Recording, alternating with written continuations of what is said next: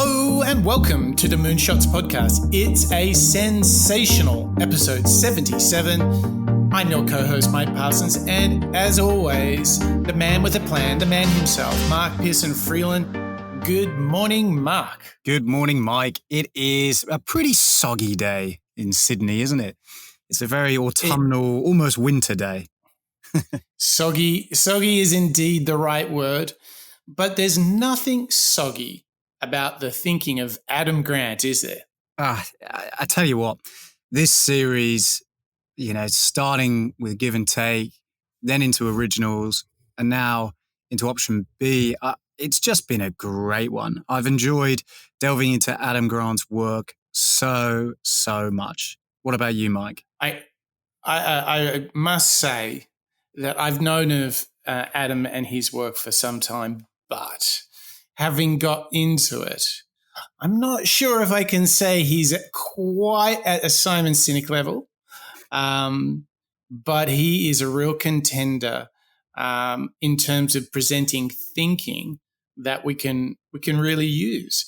I love this idea of the give and take, which was the first part of the series, and being far more humble in how we go out to the world and to help others. And then I thought it was super inspiring. Originals, the previous show, I really thought about how to think differently, how to maybe be a bit contrarian, and how it's a real habit that you have to build. I thought that was fantastic. But today we go into Option B, which he co-wrote with Sheryl Sandberg of Facebook. And it's a really hefty one. I think this package comes labeled with heavy duty, don't you think, Mark? It does. Look, this book, more so than the others, is just very, very personal. It's obviously, supplemented with lots and lots of Dr. Adam Grant's excellent data and all the research that he's done. But it's really, really touching. It's very, very personal and very, very open. And like you say, it should probably come with a little bit of when you do get into the book, it can be quite challenging and quite emotional. I found. So I think the way to frame what's to come on this show is we're going to get into this idea of being resilient, which seems quite appropriate since we've all been quarantined and stuck at home and dealing with that whole transition.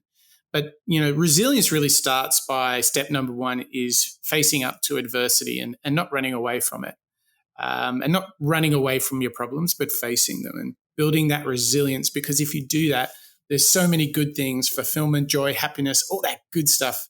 If you can follow this advice from Adam Grant. And we're going to not only show you how to get tough, get in the ring with resilience, with adversity and give it some resilient knock around, but we're also going to show how you can become a leader and how you can transform the people around you. So it is going to be an action-packed show.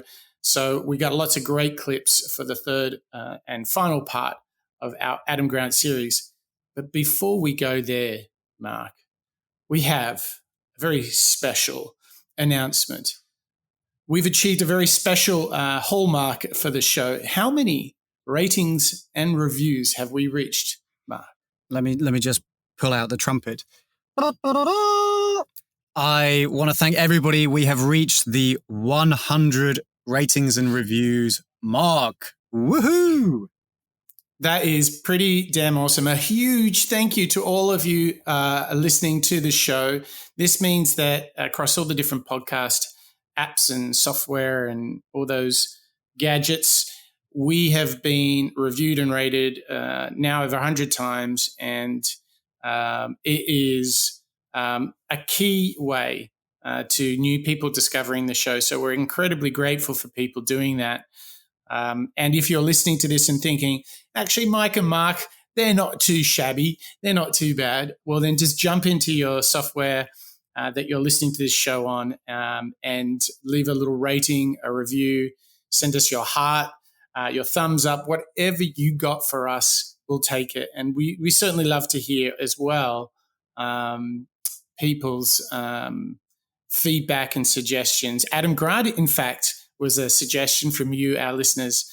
So we should probably dig into the archives, Mark, and find out which listener sent us that email. You're right. Mm-hmm. So note to self there.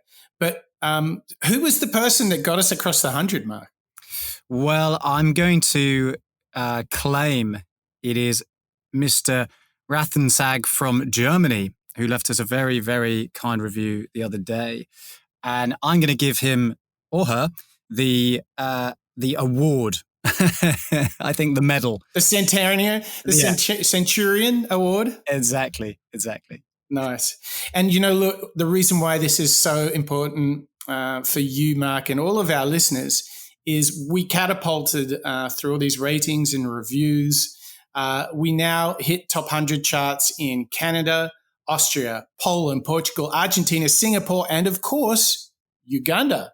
So they're all new listeners to the show. We welcome all of you, and we hope that you can enjoy learning from innovators, which is really at the heart of what we do here at the Moonshots podcast.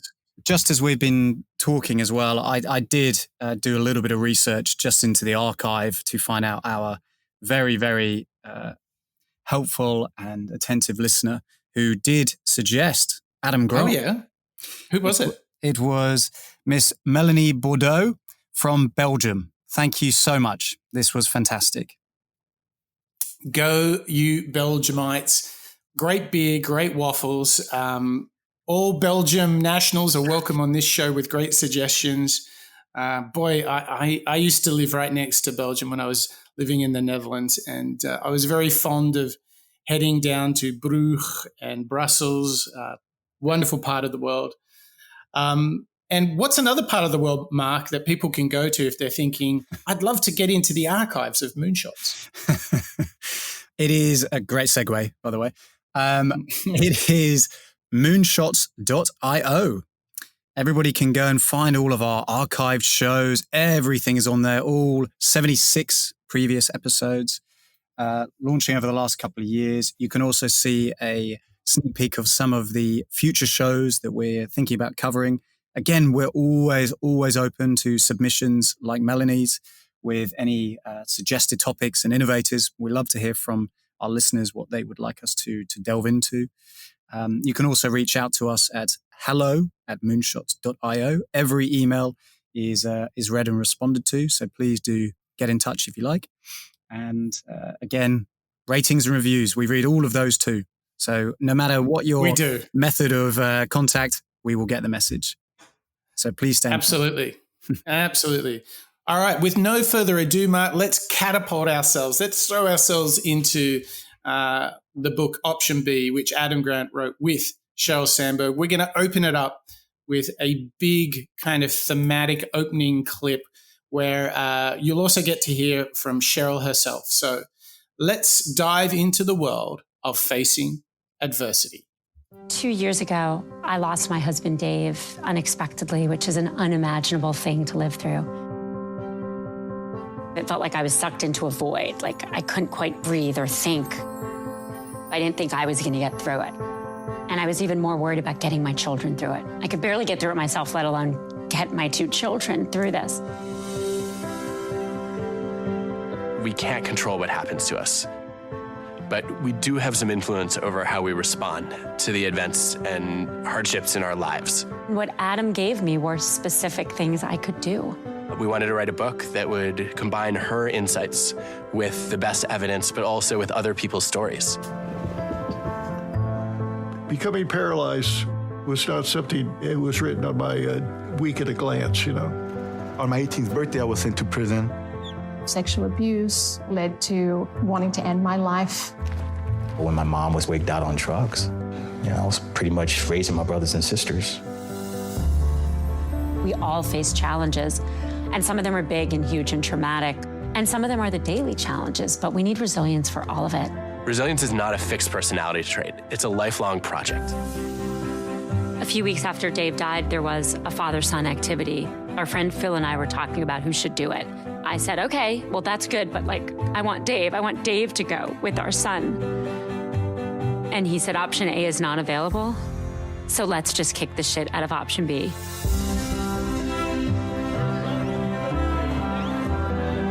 When you don't have an option, when it's totally taken away from you forever, you go to option B. I discovered what many, many people discovered. You have a lot more grit than you think you do. I've got nothing to lose in trying to live the biggest life I can. Asking for help is not a sign of weakness. It is a sign of strength to understand when you need help. In some way, we're all living option B. And the idea is, how do we make the very most of it? It's a very, very honest, powerful trailer to the book. I think there's a lot of amazing stories within the book that we can take, lessons from. The key thing that comes to me after listening to that clip actually is this idea that Adam, as well as the individuals he's interviewed for the book, which is that challenges come in all shapes and sizes, and we shouldn't think less of ourselves if we are responding to a challenge that might seem a little bit less significant than a loved one passing away, for example. This idea of dealing with grief and challenges, it's, as Adam says, it's not a fixed trait. You don't have complete control over everything. And this idea that it's up to us to take that alternative option, and it's up to us about how we can react and respond to that moment, that challenge, that speed bump perhaps, is really where it comes through, I think. What did you think, Mike? I really like the fact that what Cheryl and Adam set us up for here is, look, you don't control everything around you, and you, whether it's big or small, you're going to face adversity. So what Adam is really doing is challenging us to build that resilience muscle, because it's the same thing, big or small, it's the same resilience muscle that you flex. And I love the fact that there was this little sample, there's a little clip in there of a guy saying you have a lot more grit than you think. And I think this is really important when you are facing adversity and you think you can't beat it. You will be amazed at the resilience that lays within us. And so if you can find that as a reflex continuously, I think it sets you up to go and do great things, to have not only just a better day, but to be the very best version of yourself. And I think this book is perfect for anyone looking to get over something, get through something, or to just be more resilient overall and find the good things that happen when you are resilient. Now, what's interesting, Mark, is that this is not just an individual activity. In fact, a big part of finding your own resilience, overcoming maybe worry or anxiety, is actually not only doing it on your own, but doing it with others. And I think this is where the idea is now going to start to expand. So let's have a listen to Adam talking about sort of building collective resilience and how that starts with helping others. I think if I had to guess on what's affected me the most, the first thing I would say is it's baked into the way that I see the world. And sometimes I don't even realize it. So, we finished writing this whole book about resilience. Yeah. And, lo and behold, it turns out that the single biggest thing I learned about resilience is that we find resilience through others depending on us. Yeah. Right? When we know that others need us, we find strength we didn't know we had. And I kind of already knew that, but it never occurred to me to say that in the context of resilience, right? Yes. And I think it's a fundamental truth of human nature, right? That purpose and meaning comes through, the time you spend serving other people, contributing to others, being there for others. I guess in my life, what impressed that on me more than anything else was probably a few things. One was I had a grandmother who was just beyond altruistic. I remember once, my mom was hoping to go and exercise. And there was a massive snowstorm, much worse than today here. This was the worst of Michigan snow. I think we had 2 feet. And my grandmother did a 15-minute drive that took her 2 hours and 45 minutes to get to our house so that my mom could go exercise.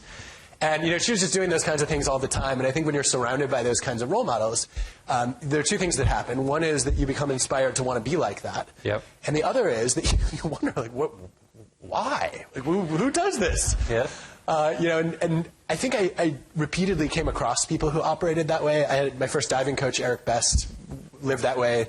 He volunteered 9 months a year and coached me for free out of the season, just because he wanted to see me succeed, and he really enjoyed that role.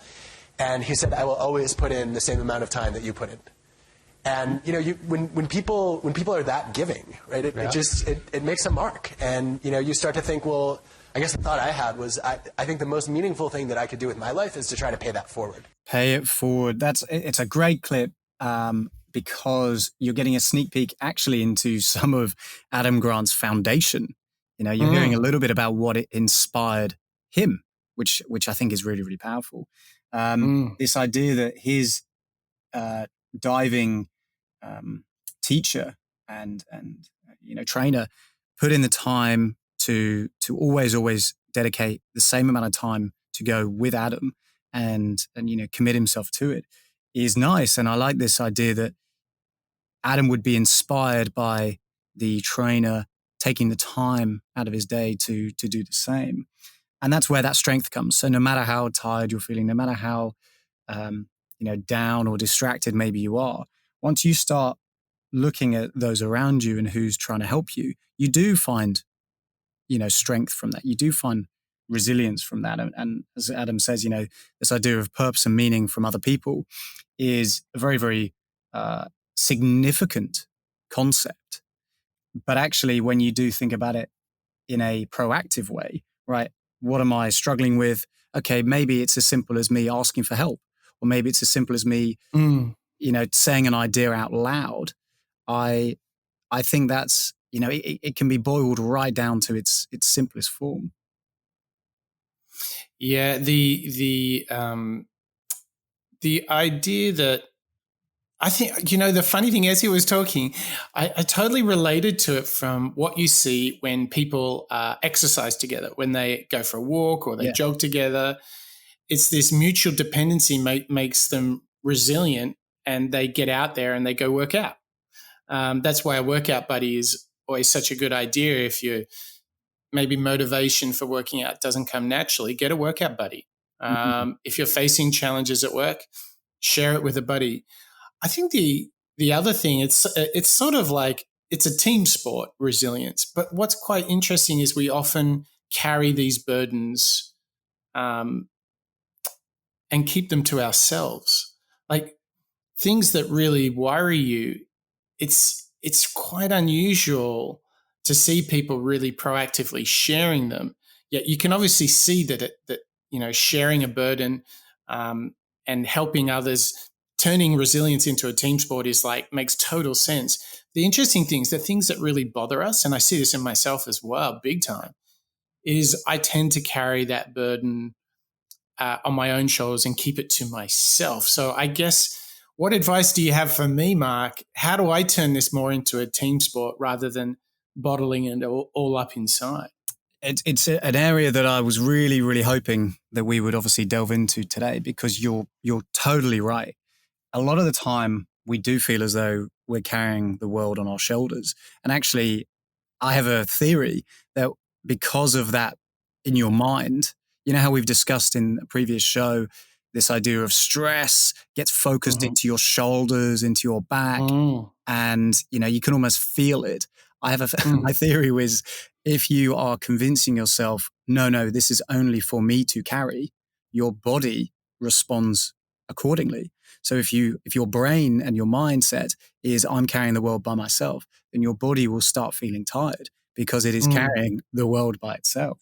So my advice is, get into a habit of recognizing. I think it starts with recognition.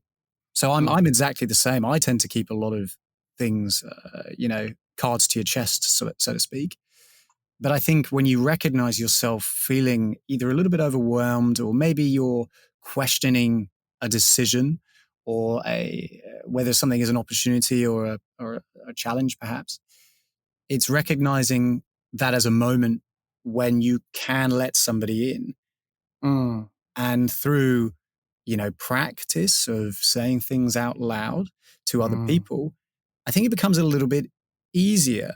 I certainly struggled with it when I was a lot younger. I actually had dreams where my dreams was, tell me, no, Mark, you've got to say something out loud. You've got to talk about something with somebody else. So I think once you start seeing, those physical, milestones, that's the opportunity to say, right, here, I'm going to carve out time. I'm going to go and talk to somebody else, because a problem shared is a problem halved.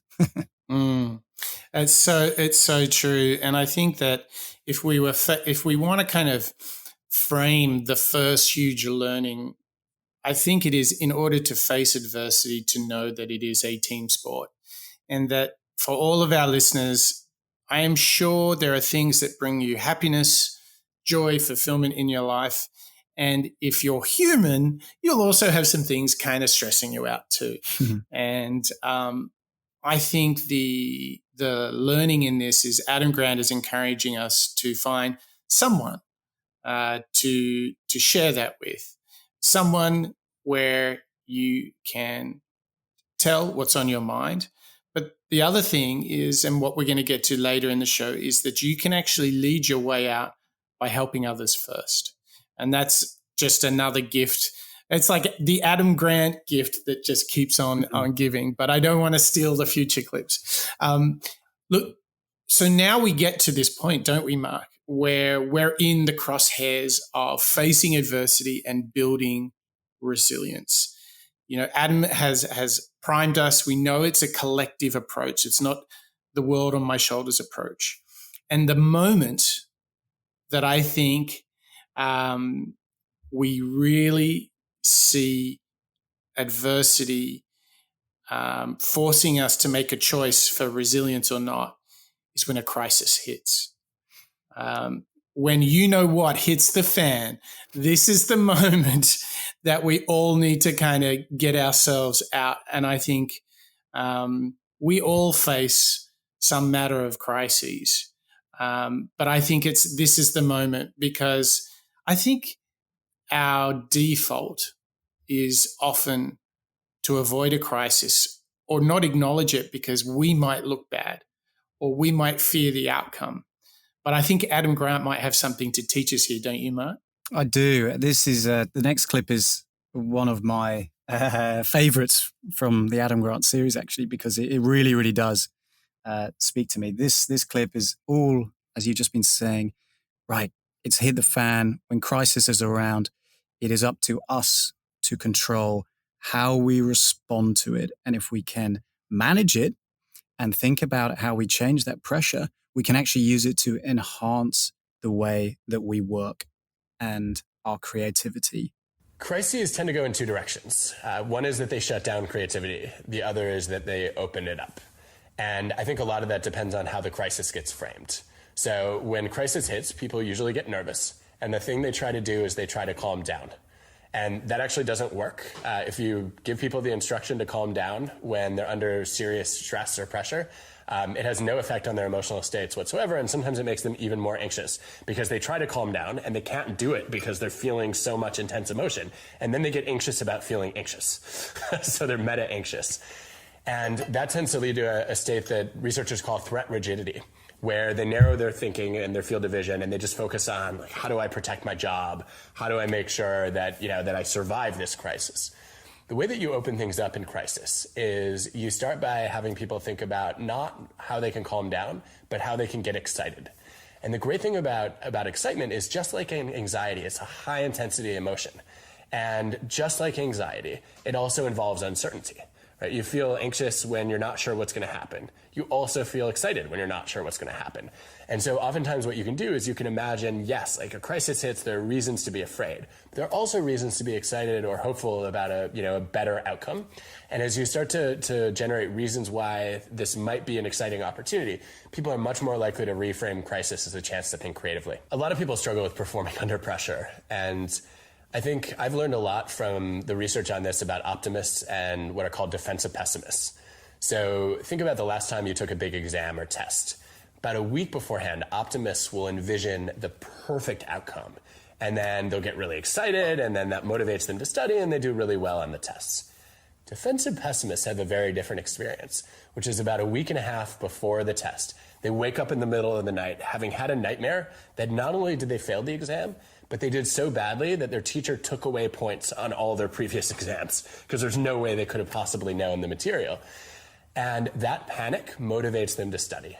And anxiety really sort of channels all this effort and preparation. And what's interesting is by the time the exam comes up, they actually, defensive pessimists, they do just as well as optimists. And there's only one way to sabotage the performance of a defensive pessimist, which is to make them happy. Because when they're feeling positive emotions, they don't get the anxiety that they need. And they get complacent and they don't study as hard. What I've learned from that is anxiety can actually be a helpful motivator as long as you experience it in advance of the pressure situation, right? So if you're going to give a big speech or you have to prepare for a difficult situation, ideally you get nervous ahead of time and you know that that will motivate you to prepare. And once you're prepared, your anxiety lowers because you know you've actually planned for a situation like this. Don't freeze up in the face of adversity. That, Mark, is the big takeout I just got. He's like, I mean, for me, this is everything that I relate to in this book. And I hope that you and our listeners also see that this is the very moment. This is it. When you know what hits the fan, when there is a crisis, when things are not going right and we're experiencing stress and anxiety, frame the crisis as an opportunity to think creatively, whether you use the optimist or the pessimist approach, don't worry, but don't freeze up. Don't run away. Don't deny. Don't freeze up. Face it and deliberately say, how might we find a creative solution for this? To me, this is where I think I learn the most, and I am sure it feels very similar to you. Like, don't freeze. Turn it into an opportunity to think creatively. What do you think, Mark? Yeah, totally. What I've seen a lot in my career is recommendations and insights from colleagues and leaders who have encouraged me to, try and think different, try to look at something that is stressful or difficult.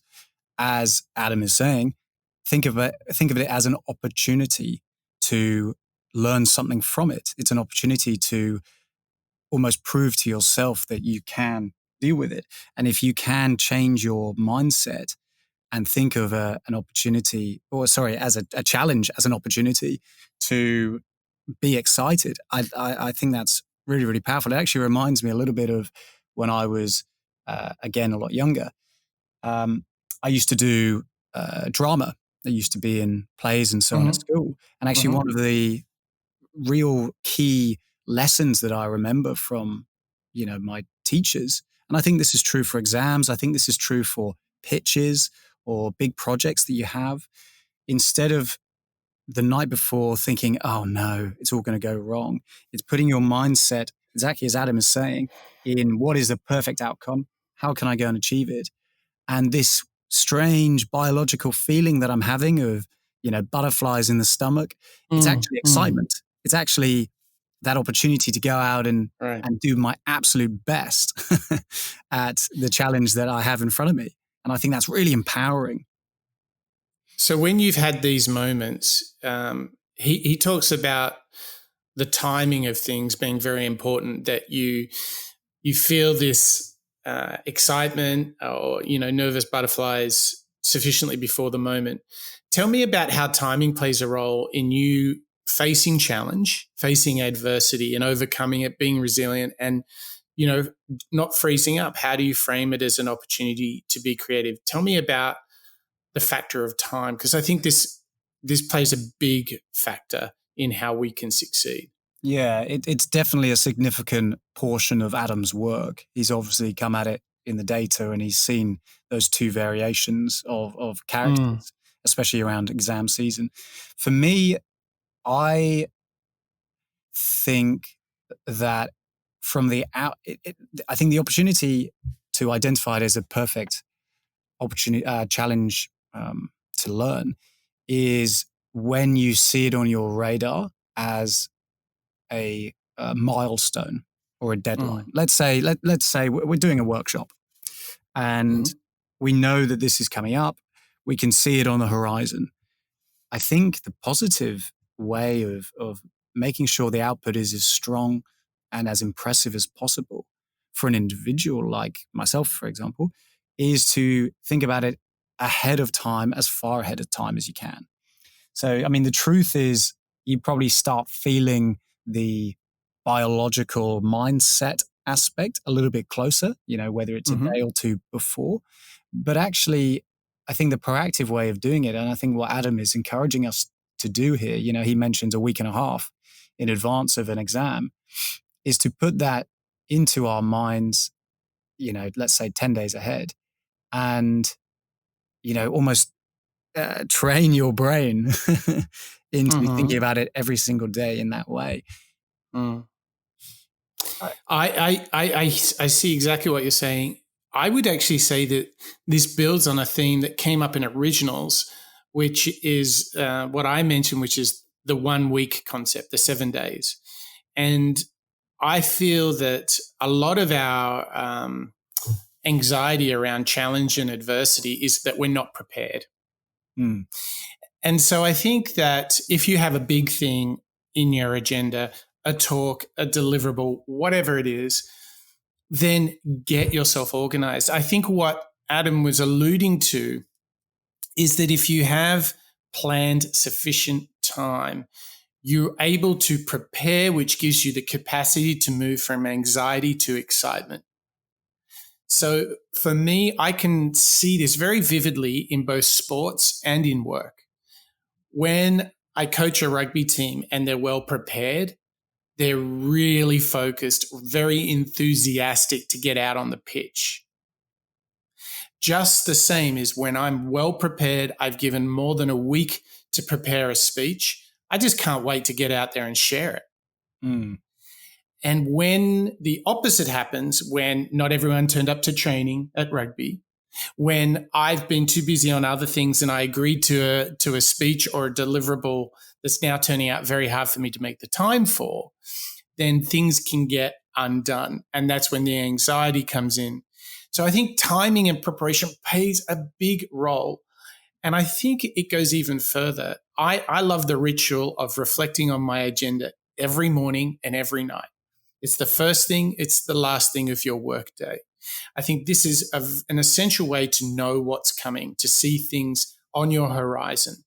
And I think like looking at your week view, looking at your month view, for example, you and I had a conversation at the office just yesterday talking about how we should plan vacations over the coming period, because we've got a lot of different obligations with clients around the world. And we're deliberately having a conversation about vacation, even though these new projects are starting, because we need to be rested and ready to do our best. To me, this is also a big part of facing adversity, is being prepared, is being not just stuck in today, but actually starting to look over the horizon line and thinking about tomorrow. Absolutely correct. Your insight last week was very focused on creating a skeleton or a formation or a foundation of a proposal after you've had a meeting with a client a week before the delivery. And you're right. This is very, very reflected, I think, in even what Adam's saying. And I do like the practice of looking at the agenda at the first and last thing you do in the day. For me, that speaks quite significantly, because it's very similar to this concept of read ahead. If you, let's say you're in an exam, you read all the questions and your brain works in the background.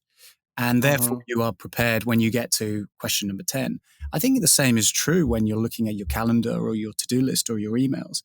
And you're thinking, okay, well, I know this is coming up. That's okay. At least I am aware of it. I think awareness is, for me at least, something that is a very, very tangible thing that makes me anxious, the fear of the unknown.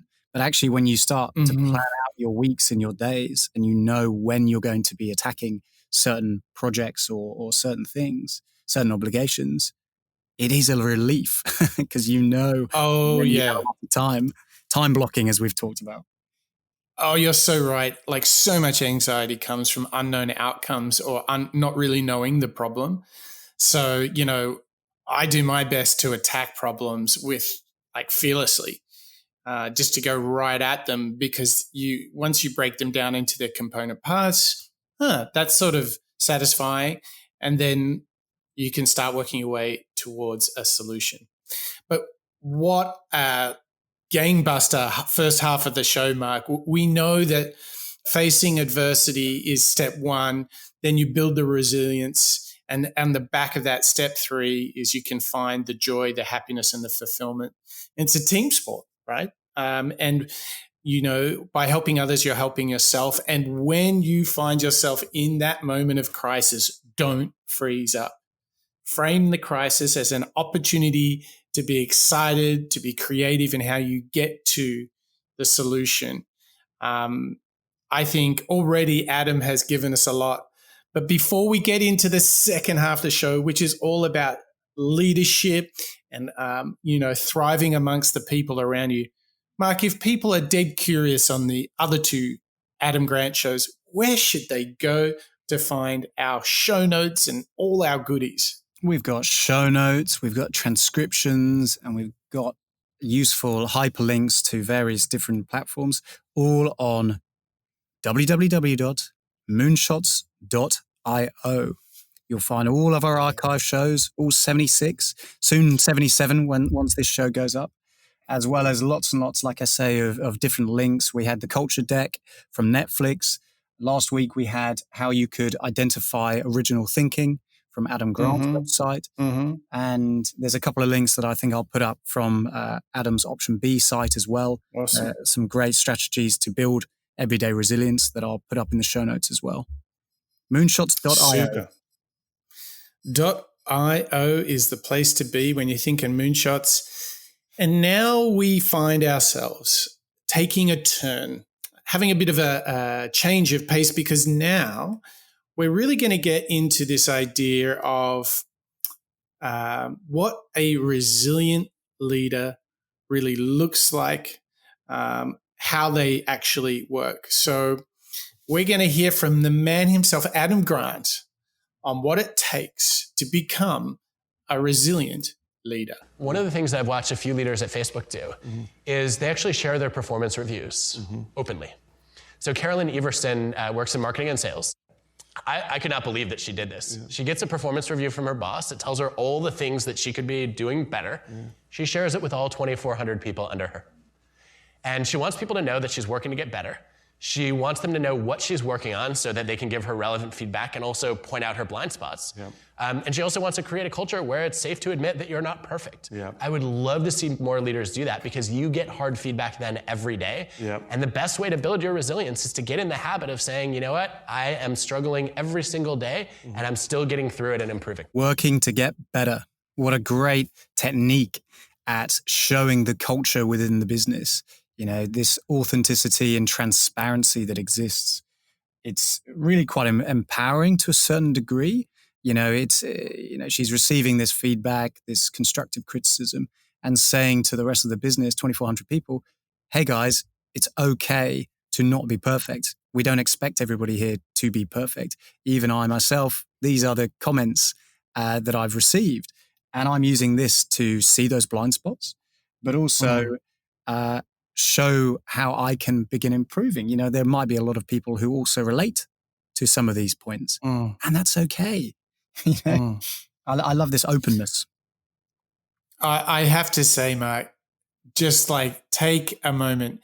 Carolyn Everson, head of sales and marketing at Facebook, 2,400 people in her team, shares her performance review, unredacted, to the whole organization. I have never, ever seen something like that. That is pretty damn brave. it makes me feel totally inadequate as a leader. I'm like, oh my God, Mike, you're not even close to this. Wow. I mean, that is just radical candor and transparency and openness. Yeah. Wow. What do you think gave her, like, take me through Carolyn's mind the first time she did it. What do you think she was thinking? Okay, I know there's some negative stuff in here. I'm going to share it with the team because mutual resilience. Going back to, a couple of clips ago from Adam Grant, I think what Carol's seeing is that this resilience does come from it being a team sport. When you can look around and, maybe you're in the locker room, maybe one of your trainers is giving some feedback to another individual, that's still pretty empowering, because even though they have received that criticism, you can reflect on it, you can listen on it, but also you can empathize with the individual receiving it.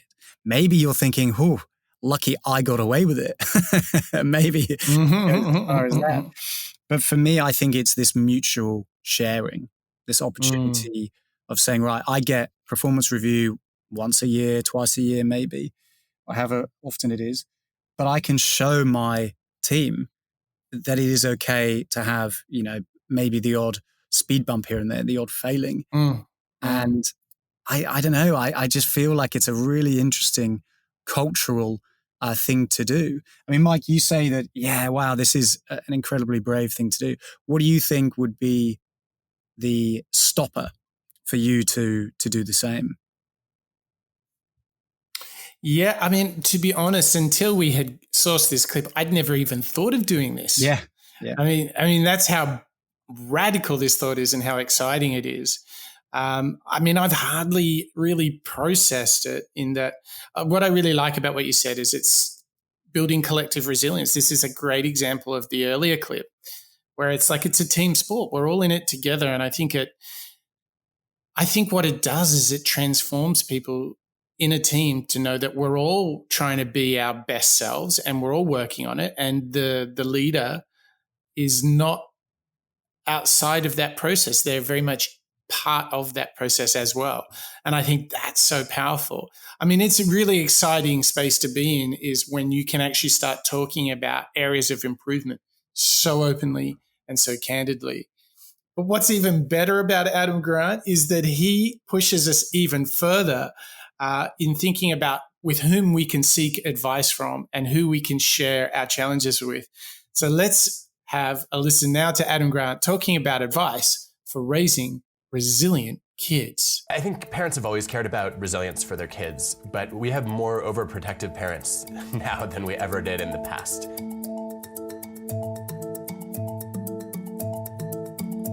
We have parents who, are kind of hovering around like helicopters. We have parents who raise their kids in bubbles. We have parents who make sure that their kids get a trophy for every single thing that they do. And I think because of that, a lot of kids are actually sheltered from some of the setbacks that might actually help them practice the skills of resilience. And one of the things as a parent that I found really powerful about this is when I'm going through a difficulty, I've started asking my kids for advice, actually asking them, well, what would you do in a situation like this? Allows them to feel like I trust their judgment. It can normalize struggle for our kids and show them, look, everybody has, setbacks and everybody faces adversity. My wife and I have 3 kids. Our daughters are 9 and 6, and our son is 3. I was preparing for a big speech, and I was a little bit nervous, and I went to one of our daughters, and I said, what should I do? And she said, well, the first thing you should do is you should think about the times when you were nervous before, and it went really well. And that will, kind of reassure you.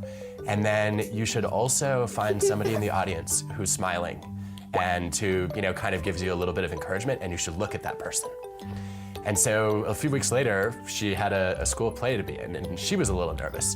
And instead of me saying, oh, here, I know the answer, I said, well, what did you tell me to do when I was in that situation? And she remembered right away, and she was really excited for the school play.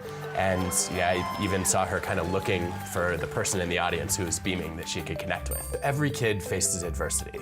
In some cases, it's serious, but there's also the minor setbacks that are part of every kid's life. failing a test, forgetting lines in a school play, being rejected socially. They need the strength to be able to face them and say, look, I can get through this, and even be able to learn from that situation. The more that we can equip our kids to face difficulties and bounce back, not just to where they were before, but stronger, the better their lives will end up being.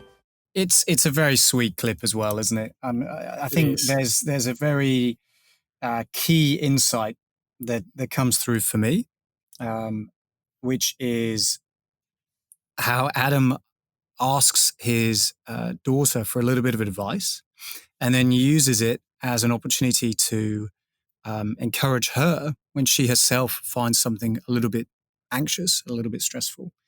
You know, not only was her point of view to Adam very fresh, and you know, I love this great technique of finding someone in the audience who's smiling to encourage you, but it works the other way around. And I think again, this is another good demonstration of this collective resilience that again the previous clip was talking about, as well as one earlier, which is when you do open up about stresses that you might be experiencing or challenges that you might be facing, and ask for other points of view or fresh eyes even on some of the work that you might be doing, you'll find a great encouragement and strength coming from others. And this is really something that has come through, particularly in this book, which is this mutual or group connection that can be created in times of adversity.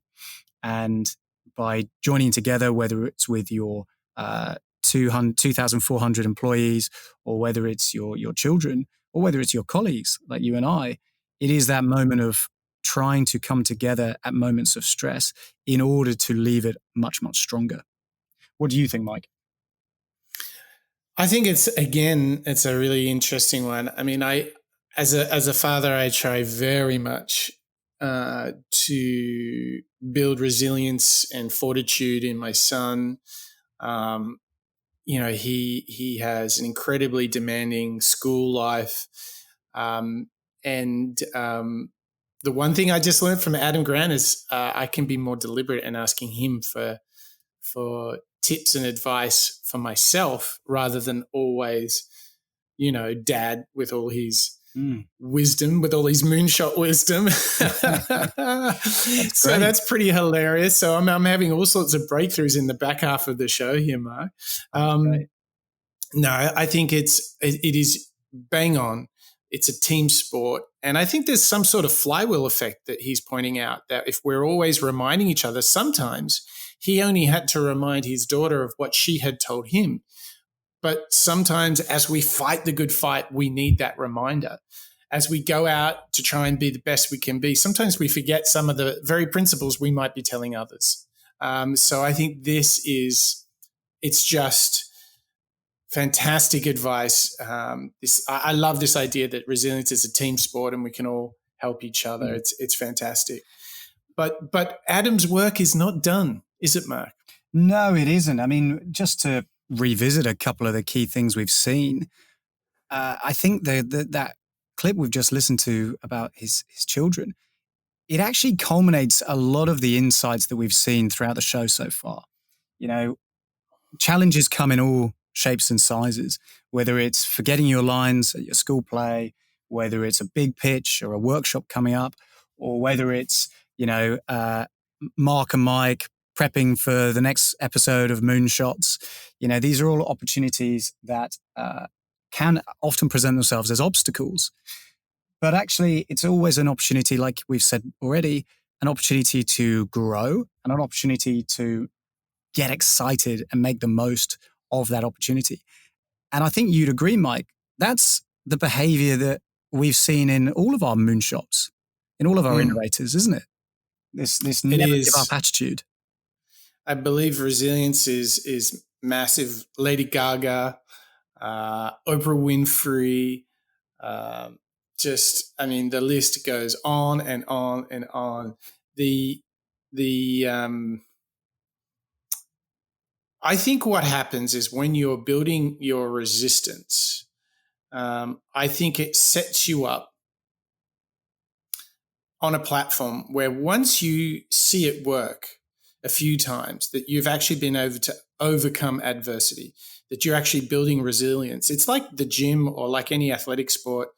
Once you see your body starting to get quite strong and you're like, dang, this exercise and working out's really starting to pay dividends, then that's the reinforcement to go the next level. And I think this next and final clip from Adam is really about us going to the next level. And it really comes in the resilience to have the right conversations and to seek out, the right arguments, the right feedback, the right conversations. So let's have a listen to our last and final clip of Adam Grant talking about how to give feedback so people can hear that you're really trying to help. I read this study not long ago which showed that highly creative adults grew up in families where their parents argued more. Not only argued more, but argued in front of their children, which, as a dad, I just thought was something you're never supposed to do. And yet, the more I read about this research, the more I realized that if you never disagree in front of your kids, they think there's one right answer to everything.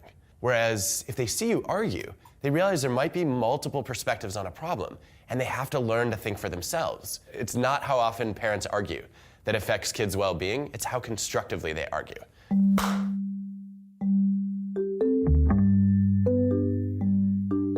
There are a few rules for good arguing that I like to follow.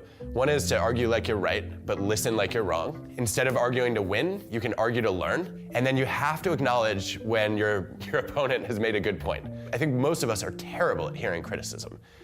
Think about what happens to you physically. Your shoulders start to tense, your body tightens up, your heart races, and you just feel like you're being physically attacked. There's an experiment I love about how to give criticism so that other people really hear it, and it only takes about 19 words. I'm giving you these comments because I have very high expectations of you, and I'm confident that you can reach them. It changes the conversation. Instead of saying, oh no, this person's about to attack me, the person receiving the feedback says, oh, this person's trying to help me. I spent a lot of time working with Sheryl Sandberg, the COO of Facebook, and have learned a lot from watching her lead. One of the things that Sheryl Sandberg noticed was that as she climbed up the hierarchy in her career, people stopped giving her negative feedback. Cheryl's obsessed with feedback.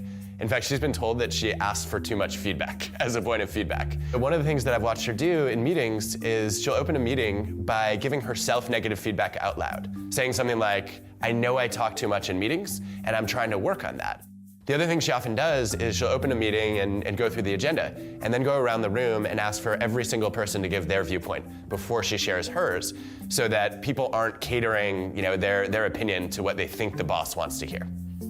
When I was 26, I was barely out of grad school, and I got signed up to teach a half-day class on motivation. And after I committed, I found out it was going to be generals and colonels in the US Air Force. I was half their age. They looked like they were right out of the movie Top Gun. I walked in and I felt like I had to establish my credentials, why I was qualified to teach the class. And I delivered the class, I could tell it was not going well. And when I read the feedback forms afterward, it was even worse than I had feared. There was one guy who wrote that there was more knowledge in the audience than on the podium. There was another who said, I gained nothing from this session, but I trust the instructor gained useful insight. It was like a dagger to the heart. And I wanted to quit, but I'd already signed up to do a second session. I shifted my approach, and I walked in, and I said, I know what you're all thinking right now. What could I possibly learn from a professor who's 12 years old? Then I heard a colonel pipe up. His code name was Hawk. And he said, no, that's way off base. I'm pretty sure you're 13. And after that, I delivered basically a carbon copy of the same material from before. But the feedback forms were night and day different. And I think what I learned from that was sometimes acknowledging our weaknesses, sort of admitting our limitations, can actually make us stronger. It's a good, it's a classic moonshot clip there.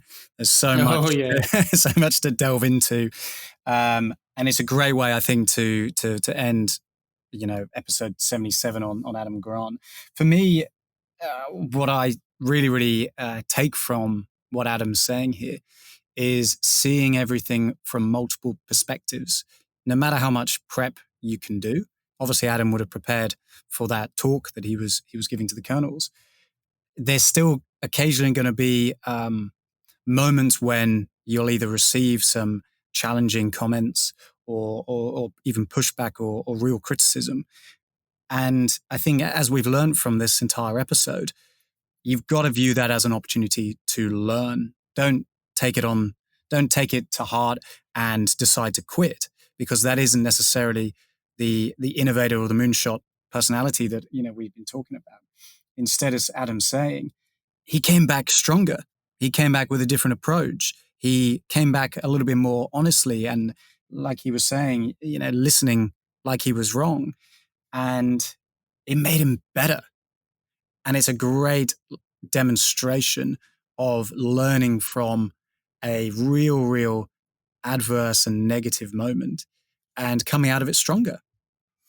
It does, doesn't it? And I think, could you imagine trying to face up for a second day after everyone had given such poor feedback on them? All these Air Force commanders, oh my Lord. But I love this thing. I think what it was, now you have to help me here, Mark. I may have written it down wrong. Was it argue like you're right, listen like you're wrong? Correct. Argue like you're right. Have that conviction, listen like you're wrong. Have the discipline on yourself, humility, exactly, to know, oh, actually, no, you could be right. Maybe I am wrong. Maybe subjectivity is getting in the way of me seeing the big picture. Yeah. Mm-hmm. Oh, that's super powerful. Now, so the question is, was the Crisis clip or that final clip, which one was the mega clip of today? Which one packed the most punch? Oh, actually, that's a pretty tough one, I think. For me, I think it could be a draw. I think it's got to be a draw. I mean, the Crisis clip, so that's number 3, halfway through. I get a lot from that, and it encourages me to, be my best self. Don't limit your delivery. Don't put in all the work and then struggle at the last hurdle because of anxiety or nerves. Uh-huh. It's the easiest way for an idea to come across, weaker than you've probably put into it. You don't see Adam spending a couple of years doing lots and lots of research and then not being able to communicate it at that final moment.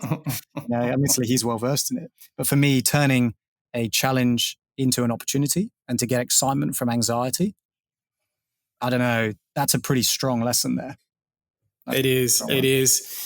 And look, no matter how you cut it, we have learned to give and take.